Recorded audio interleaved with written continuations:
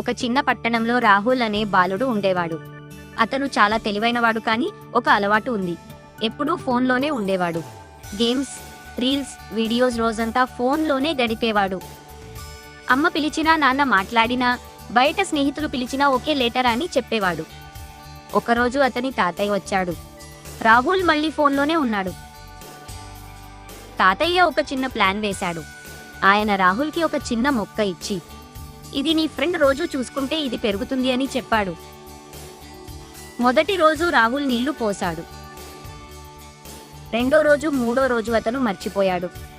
కొన్ని రోజులకు ఆ మొక్క ఎండిపోయింది. రాహుల్ బాధపడ్డాడు. తాతయ్య, ఇది ఎందుకు ఇలా అయింది? తాతయ్య నవ్వుతూ అన్నాడు, నువ్వు చూసుకోపోతే ఏదైనా ఇలా అవుతుంది. మొక్కలే కాదు, మన జీవితము అలాగే. ఫోన్లో ఉన్న ప్రపంచం నిజం కాదు, కానీ నీ చుట్టూ ఉన్నవాళ్ళు నిజం. ఆ రోజు నుంచి రాహుల్ తన టైంని మార్చుకున్నాడు. ఫోన్ తగ్గించి ఫ్యామిలీ, ఫ్రెండ్స్, స్టడీస్ పై ఫోకస్ పెట్టాడు.